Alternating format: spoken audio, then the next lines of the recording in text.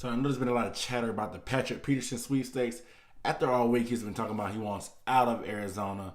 However, the Saints were in the discussion because there was a word on the street was Patrick Peterson's cousin said that Pat Pete wanted to go there. The Saints are a contender. They need some DBs. However, the Saints made a trade for Eli Apple instead from the New York Giants. So in this video, I'm going to discuss all the semantics around it, what the deal was about it, and why couldn't they get Patrick Peterson, why they had to settle. We're starting right now.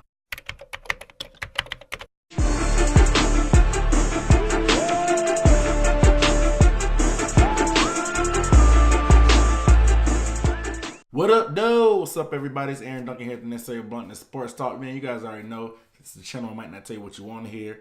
I'm definitely going to tell you what you need to hear. And I give recap and analysis of the best division in the NFL, the NFC South. So you want to see more videos about the Saints, the Bucks, the Panthers, or the Falcons? You got to hit that subscribe button below, man. Go ahead and do it. Give the video a thumbs up, too, while you're at it. But hey, real quick, down below in the comments, let me know what you guys thought about the trade, about them getting Eli Apple. Who do you think won the side of the trade? Do you think the Giants got the better end of the deal, or do you think the Saints got the better end of the deal?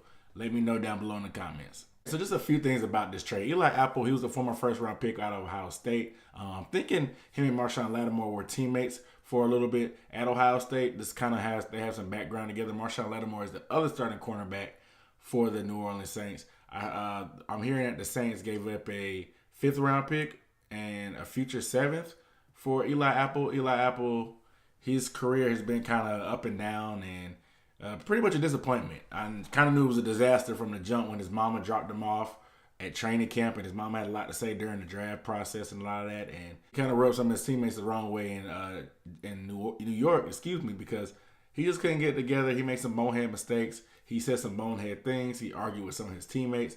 He was just not a good fit in that locker room. So the Giants were able to get rid of him and get some compensation ahead of him.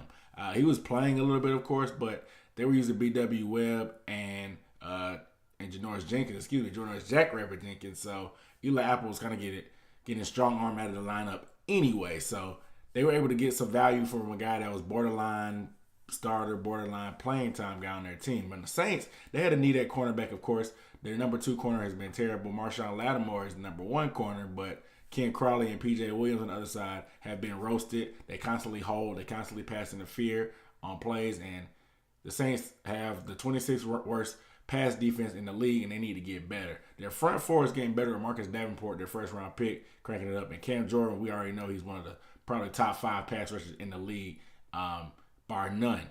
So they got that under control. It's just the back end is what needed the most help, particularly on the outside, that number 2 corner spot. And that nickel position, which left a hole from Patrick Robertson being out for the season. Now, there was, like I said, rumors about Patrick Peterson coming because his cousin said that if he had to make a choice, he would want to come to New Orleans. However, Patrick Peterson's making $12 million.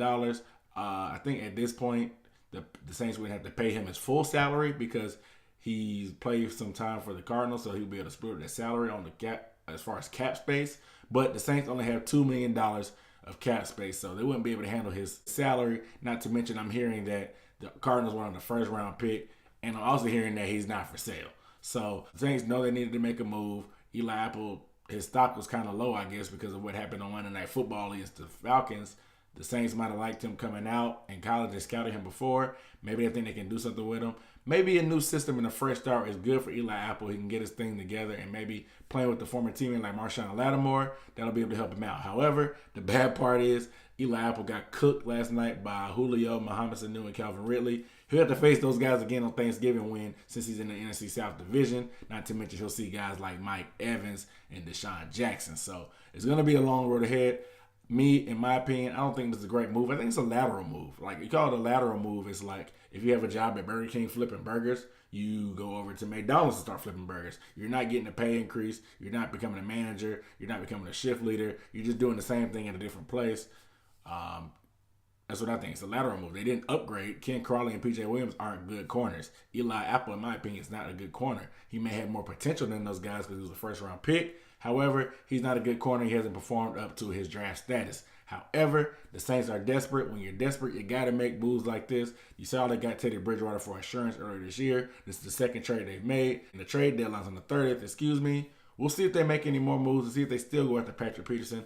I doubt it, though, but With that, I'll go ahead and wrap it up, man. I'm Aaron Duncan signing off with the Necessary Bluntness Sports. So you guys make sure you subscribe if you haven't subscribed already. Like I said, get a video a thumbs up and let me know what you think about this trade in general. Without further ado, I'm Aaron Duncan signing off. I'm out.